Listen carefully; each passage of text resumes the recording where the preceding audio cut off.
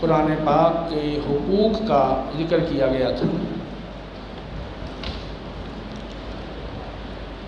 اس حوالے سے آپ چند سوالات نوٹ کریں اور یہ جوابات آپ خود لکھ کر لاؤ گے۔ نمبر 1، سوال نمبر 1، آپ کی سب سے زیادہ محبوب کتاب کون سی ہے؟ یعنی کون سی کتاب ہے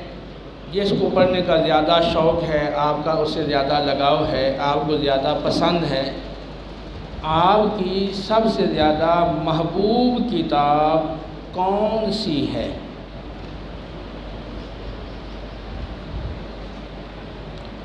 نمبر 2، کسی کتاب کے محبوب ہونے کی علامات کون سی ہیں؟ کسی کتاب کے محبوب ہونے کی، پسندیدہ ہونے کی علامات کون سی ہیں؟ یعنی اگر کوئی شخص کسی کتاب کو بہت زیادہ پسند کرتا ہے اور اس کو وہ زیادہ محبوب ہے تو اس کی علامات کیا ہو سکتی ہیں؟ آپ اپنے ذہن سے سوچیں کہ اگر کوئی کتاب زیادہ محبوب ہے تو جو آپ کو محبوب ہوگی اس حوالے سے خود ہی آپ کا ذہن کام کرے گا کہ اس کی علامات کون سی ہیں۔ تو پہلا سوال کیا تھا کہ آپ کی سب سے زیادہ محبوب کتاب کون سی ہے؟ دوسرا سوال کہ کسی بھی محبوب کتاب کی علامات کیا ہیں؟ اور سوال نمبر 3، دینی اعتبار سے سب سے زیادہ محبوب کتاب کون سی ہونی چاہیے؟ یا دینی اعتبار سے سب سے زیادہ محبوب کتاب کون سی ہے؟ یعنی دین کی نظر میں، دین اسلام کی نظر میں، شریعت کی روح سے سب کتابوں میں زیادہ محبوب کتاب اور پسندیدہ کتاب وہ کون سی ہے؟ ایک تو آپ نے اپنا بیان کرنا ہے کہ آپ کو سب سے زیادہ محبوب کتاب کون سی ہے، اور دوسرا محبوب کتاب ہونے کی علامتیں کیا ہیں۔ ظاہر سی بات ہے کہ جو کتاب محبوب ہوگی اس کے ساتھ جو آپ کا تعلق ہوگا وہ دوسری کتابوں کے ساتھ وہ تعلق نہیں ہوگا نا، تو اس کی علامات ہوں گی جو فرق کریں گی کہ یہ کتاب آپ کو محبوب ہے اور باقی اتنی محبوب نہیں ہے اس درجے میں۔ اور تیسرے نمبر پر دینی لحاظ سے، دینی اعتبار سے سب سے زیادہ محبوب کتاب کون سی ہے یا کون سی ہونی چاہیے۔ اور چوتھے نمبر پر سوال یہ ہے کہ آپ کے انتخاب کتاب میں کوئی تبدیلی کی حاجت آپ محسوس کرتے ہیں یا نہیں؟ یعنی آپ نے جو کتاب منتخب کی ہے، آپ کو محبوب ہے، زیادہ پسند ہے، زیادہ لگاؤ ہے، تو اب اس میں آپ کوئی تبدیلی کی حاجت محسوس کرتے ہیں؟ یعنی شریعت کی روح سے آپ محسوس کرتے ہیں کہ آپ اس کتاب کی بجائے کسی اور کو اپنی محبوب کتاب بنائیں، یا آپ نے جس کتاب کو محبوب بنایا ہے وہی ٹھیک ہے، وہی بہتر ہے؟ یہ 4 سوالات ہیں، ٹھیک ہے، ان کے جوابات آپ لکھ کر لائیں گے۔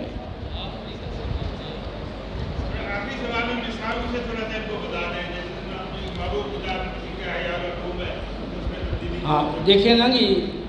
چوتھا سوال یہ تھا کہ آپ کے نزدیک، جو پہلا سوال کیا تھا کہ آپ کے نزدیک سب سے زیادہ محبوب کتاب کون سی ہے، ٹھیک ہے، اور دوسرے نمبر پر محبوب کتاب، کسی کتاب کے محبوب ہونے کی علامات کیا ہیں، اور تیسرا سوال دینی لحاظ سے سب سے محبوب کتاب کون سی ہونی چاہیے، اور چوتھے نمبر پر آپ کی کتاب، پہلا سوال چونکہ یہ تھا کہ کون سی کتاب محبوب ہے، تو آپ اس میں لکھیں گے کہ آپ کو کون سی کتاب، کسی کو ہو سکتا ہے بلاغت کی کوئی کتاب زیادہ پسند ہو، کسی کو کوئی تصوف کی کتاب زیادہ پسند ہو، کسی کو کوئی فقہ کی کتاب زیادہ پسند ہو۔ ظاہر ہے کہ وہ کتاب کا انتخاب بھی اس کے فن کے لحاظ سے ہوگا، جو فن، جو علم آپ کو زیادہ اپیل کرتا ہے، زیادہ آپ کو انٹرسٹ ہے، شغف ہے، دلچسپی ہے، تو اس فن کی کوئی کتاب آپ کو زیادہ پسند ہوگی نا۔ تو چوتھا سوال یہ ہے کہ آپ اپنے انتخابی کتاب میں یا جو آپ کی محبوب کتاب ہے اس میں آپ کوئی تبدیلی کی حاجت محسوس کرتے ہیں یا نہیں؟ یعنی پہلے سے ہی آپ نے ایک ایسی کتاب محبوب بنا رکھی ہے کہ جو شرعی لحاظ سے بھی وہی ہونی چاہیے تھی، تو اس میں تو تبدیلی کی حاجت ہی نہیں ہے۔ لیکن اگر شرعی لحاظ سے جو کتاب محبوب ہونی چاہیے وہ آپ کی محبوب کتاب نہیں ہے، کوئی اور ہے، تو پھر اس حوالے سے آپ کو سوچنا ہوگا کہ آپ کو یہ محبوب کتاب ہونے کے حوالے سے اپنا نظریہ اور لگاؤ دلچسپی یہ تبدیل کرنی چاہیے یا نہیں کرنی چاہیے۔ سمجھ میں آ گئی یہ بات؟ مزید اور نہیں سمجھ میں آئی تو آپ اپنے اساتذہ سے آپ پوچھ لیں گے، وہ آپ کو یہ بات سمجھا دیں گے۔ اور یہ سوالات ہم سب کے لیے ہیں، یہ نہیں ہے کہ صرف طلباء کے لیے ہیں، یہ اساتذہ بھی ان سوالات کو نوٹ کریں، اور بھی جو لوگ مجھے سن رہے ہیں وہ سب اس سوالات کو نوٹ کریں، اور اس حوالے سے وہ آپ دیکھیں کہ کیا واقعی جو دینی اعتبار سے محبوب کتاب ہونی چاہیے وہ واقعی وہ ہمیں محبوب ہے، اور اس کے محبوب ہونے کی علامات ہمارے اندر پائی جاتی ہیں، اور عملی طور پر واقعی اس کتاب سے ہمیں شغف اور دلچسپی ہے۔ اب دیکھیں، لوگ اپنے محافل میں، اپنے جلسوں میں، اپنی کانفرنسوں میں بیان کے لیے لوگوں کو بلاتے ہیں۔ اب جس کے نزدیک اللہ کی کتاب زیادہ محبوب ہے اور اس کو زیادہ شغف ہے، زیادہ لگاؤ ہے، تو وہ اس عالم کا انتخاب کرے گا جو قرآن پاک کا درس احسن انداز سے اور اس کی ہدایت والے پہلو کو زیادہ احسن انداز سے اجاگر کرتا ہے، اور جن کو یہ ہمارے جو معروف مقرر ہیں، شعر و شاعری کسی کو زیادہ پسند ہے، کسی کے اس کے لطیفے سنانا وہ زیادہ پسند ہے، کسی کا اس کو جو پرجوش اور لچھے دار انداز سے بولنا وہ اس کو پسند ہے، وہ پھر اسی آدمی کا انتخاب کرتا ہے۔ اسے پتہ چلتا ہے کہ ان لوگوں کو یا یہاں کے رہنے والے لوگوں کو یہ چیز پسند ہے، اس لیے انہوں نے اس کا انتخاب کیا اور اس پہ اتنے پیسے صرف کیے۔ تو اس میں آپ اپنے حلقہ کا، اپنے معاشرے کا، یہ ارد و گرد بھی آپ جائزہ لیں کہ ہمارے معاشرے کے لوگوں کو، ہمارے مسلمانوں کو یہ جو محبوب چیز ہے کتاب اللہ اس میں کتنا شغف ہے، اور اس میں ہماری کتنی کوتاہی اور کمی ہے اس حوالے سے۔ بہرحال یہ 4 سوالوں کے آپ جواب وہ لکھ کر لاؤ گے۔ اگلی جو وصف ہے فلاح یافتہ اور ہدایت یافتہ مومنین کی، وہ ہے آخرت پر بھرپور یقین۔ عقیدہ آخرت ہی ایسی چیز ہے جو ایک کافر اور مسلمان کے عمل میں واضح طور پر فرق کرتی ہے۔ عقیدہ آخرت سے کیا مراد ہے؟ عقیدہ آخرت سے مراد یہ ہے کہ اس دنیا میں رہتے ہوئے ہم جو چھوٹے بڑے اچھے برے اعمال کر رہے ہیں اور جو عقائد اختیار کر رکھے ہیں، تو ایسا نہیں کہ ہمارے اس عمل پر کوئی محاسبہ اور کوئی مواخذہ اور کوئی جزا سزا بالکل نہ ہو، اور ایسے آپ بالکل خالی و ذہن ہو کر، بے پرواہ ہو کر جو چاہیں کریں، ایسا ہرگز نہیں۔ عقیدہ آخرت کیا ہے کہ اس دنیاوی زندگی کے بعد ایک اور زندگی کا آغاز ہونے والا ہے۔ ایک برزخی زندگی ہے جو قبر کی زندگی کہلاتی ہے، اور ایک اس کے بعد پھر قیامت والے دن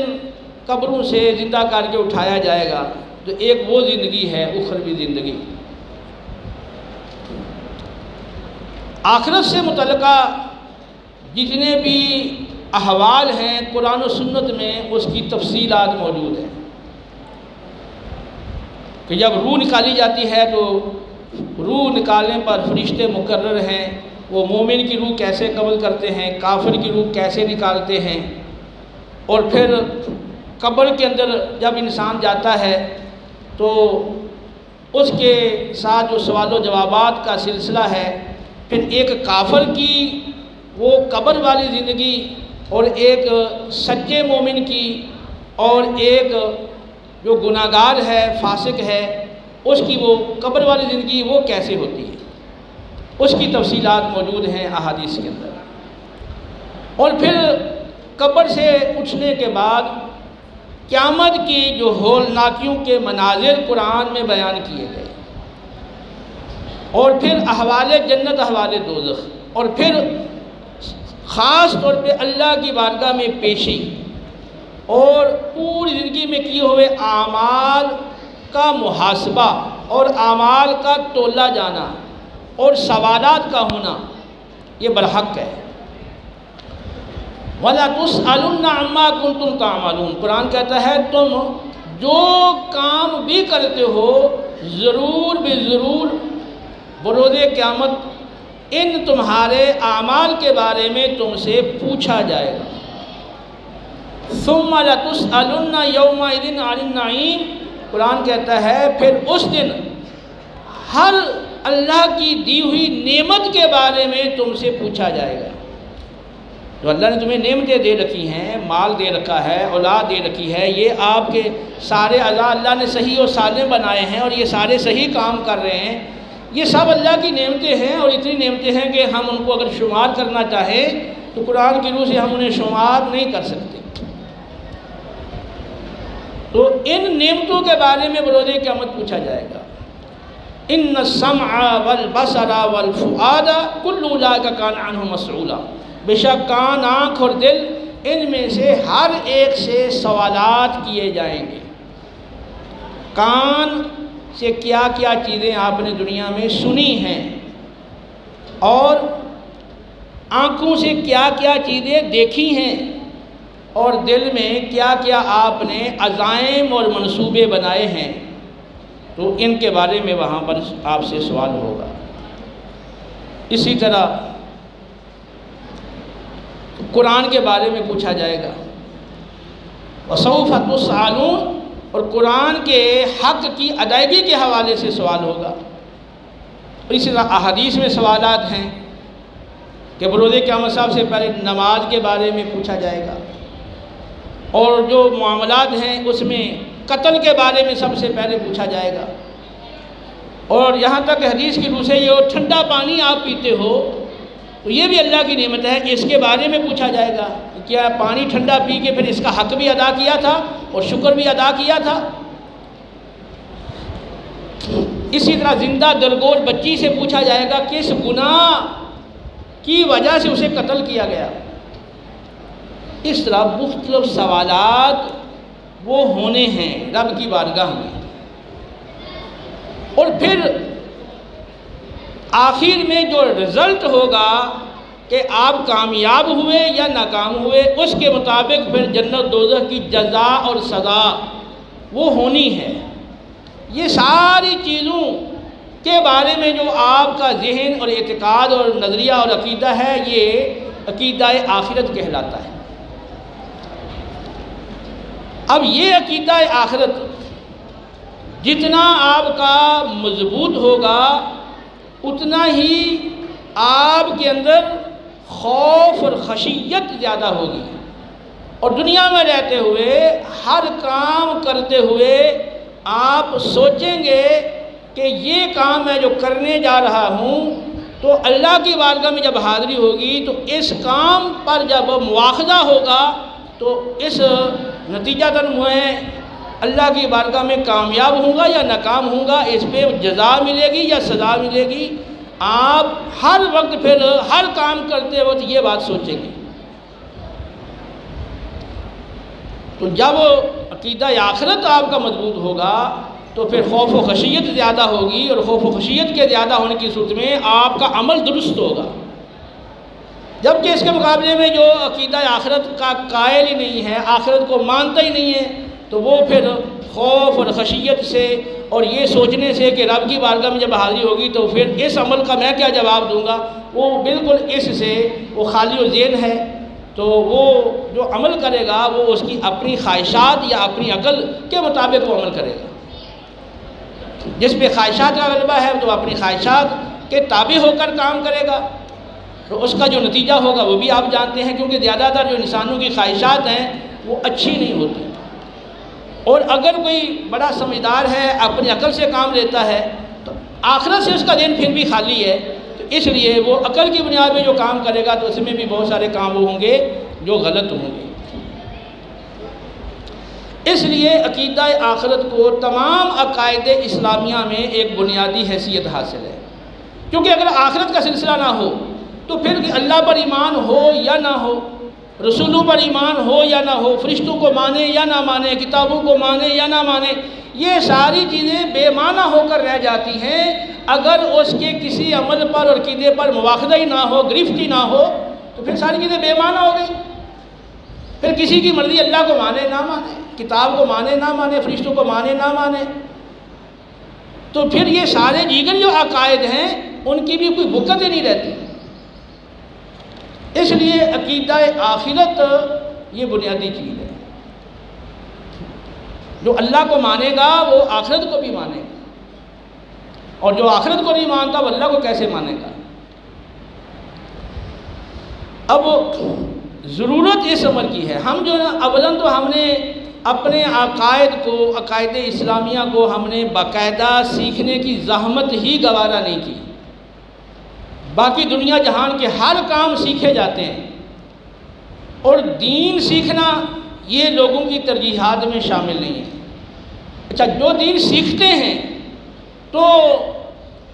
وہ بھی باقاعدہ طور پر ایمانیات کو اس انداز سے نہیں سیکھتے جیسا کہ سیکھنے کا حق ہے اور جیسا کہ سیکھنے کا شریعت کا تقاضا ہے۔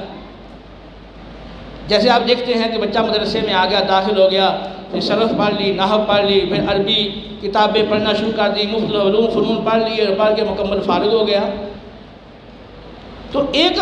کتابیں پڑھتے ہوئے ضمنی طور پہ ایک چیز کا آنا اور ضمنی طور پر اس کی گفتگو ہونا یہ اور بات ہے، لیکن ایک باقاعدہ ایمانیات اور خالص متقدمین کے مذہب پر ان کو ذکر کیا گیا ہو اور پھر اس کے جو اصل مقاصد ہیں ایمانیات کے اور ان کے تقاضے ہیں ان کو اجاگر کیا گیا ہو،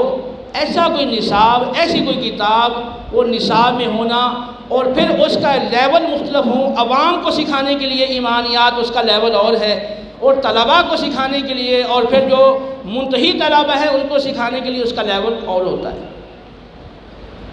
تو جس طرح کے لوگوں کے ذہن ہیں، ذہنی ان کا معیار اور لیول ہے، اس کے اعتبار سے باقاعدہ ایمانیات کو سکھانے کی شدید حاجت ہے۔ جس طرح دیگر کورسز کروائے جاتے ہیں، ایمانیات کو سکھانے کے لیے بھی باقاعدہ کورسز ہونے چاہیے۔ تو اب عقیدہ آخرت کے حوالے سے میں تو جہاں جہاں آخرت کا ذکر آئے گا اس حوالے سے وہاں مناسب گفتگو کروں گا، لیکن آپ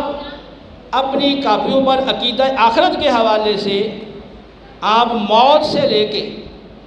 جنت دوزخ میں جانے تک وہ احوال جو قرآن میں اور پھر اس کے بعد احادیث صحیحہ میں آئے ہیں، آپ ان کو تھوڑا تھوڑا روزانہ نوٹ کریں۔ ٹھیک ہے، وہ ہفتہ لگ جائے، 2 ہفتے لگ جائیں آپ وہ نوٹ کریں اور وقتاً فوقتاً وہ آپ ہمیں چیک کروائیں، دکھائیں، ہم دیکھیں بھی آپ نے کتنا نوٹ کیا ہے۔ ہر بچہ جو ہے، ہر اسٹوڈنٹ، طالب علم، وہ اپنی کلاس کے لیول کے لحاظ سے وہ لکھے گا، استاد ان کی رہنمائی کریں۔ بالکل جو متوسطہ درجے کے طلباء ہیں تو ان کے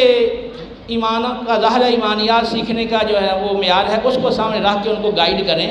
کہ آپ اس کتاب کو لے لیں اور اس میں عقیدہ آخرت کے حوالے سے یہ باتیں درج ہیں، تو وہ وہاں سے نوٹ کر لیں۔ باقی کوشش یہ ہو کہ جو سمجھدار طلباء ہیں وہ باقاعدہ قرآن اور احادیث کو ساتھ لے کر چلیں۔ بے شک آپ بہار شریعت سے کوئی اور عقائد کی کتاب ہے اس سے وہ آپ عقیدہ آخرت کے حوالے لیں، لیکن ہر جگہ کوشش کریں کہ وہ قرآن اور حدیث سے صحیح حدیث موجود ہو، اس کی روشنی میں آپ نقل کریں۔ اور پھر یہ عقیدہ آخرت کے حوالے سے جو بھی امور ہیں یا قرآن و سنت کی نصوص ہیں، تو پھر ان کو بار بار اس پہ توجہ کریں، بار بار اس کا مطالعہ کریں، بار بار ان کو دہرائیں۔ تو جیسے جیسے یہ بار بار توجہ کرنے سے یہ چیزیں آپ کے ذہن میں راسخ ہو جائیں گی، بیٹھ جائیں گی، تو پھر ویسا ہی اس کا نتیجہ عمل کی صورت میں ظاہر ہوگا کہ پھر آپ کو ہر وقت خوف رہے گا کہ میں یہ جو کام کر رہا ہوں اس پہ میرا مواخذہ ہوگا، یہ وقت جو میں ضائع کر رہا ہوں کہ یہ جو کام میں فالتو بیٹھا ہوا ہوں اور اب میں اللہ کا ذکر کر سکتا ہوں، قرآن پڑھ سکتا ہوں، نوافل پڑھ سکتا ہوں، علم دین حاصل کر سکتا ہوں، تو بہت سارے نیک اعمال ہیں میں وہ کر سکتا ہوں، تو وہ آپ نے وقت ایسے ضائع کر دیا تو قیامت والے دن پھر اس پہ حسرت ہوگی اور پچھتاوا ہوگا کہ میں نے فلاں وقت ضائع کیوں کر دیا۔ تو یہ فکر جب آپ کو لاحق ہوگی تو وہ نتیجہ آخرت کے نتیجے میں لاحق ہوگی، تو یہ فکر جب لاحق ہو جائے گی تو پھر عقیدہ آخرت کا جو تقاضا تھا وہ پورا ہوگا، پھر ایٹومیٹک آپ کا جو عمل ہے وہ درست ہو جائے گا۔ ٹھیک ہے، تو اس حوالے سے ایک تو 4 سوالات اور ان کے جوابات آپ کے ذمے ہیں، اور 5ویں جو چیز ہے وہ احوال آخرت آپ نے اپنی کاپیوں پر نوٹ کرنے ہیں، وہ آپ نے چیک بھی کروانے ہیں، اور اس بارے میں مزید آپ اپنے اساتذہ سے رہنمائی لے سکتے ہیں، ٹھیک ہے، اور فرصت کے ٹائم میں آپ مجھ سے بھی اس حوالے سے پوچھ سکتے ہیں، تو یہ آپ نے اپنی کاپیوں پہ نوٹ کرنے ہیں۔ ایک میری تقسیمی تجویز ہے کہ دوسرے جو خاص طور پر بڑے بچے ہیں نا، ان کو دیکھ کہ اس وقت عقیدہ آخرت اور معاشرہ یہ کہاں کھڑے ہیں؟ ہمارے یہاں کتنے لوگ عقیدہ آخرت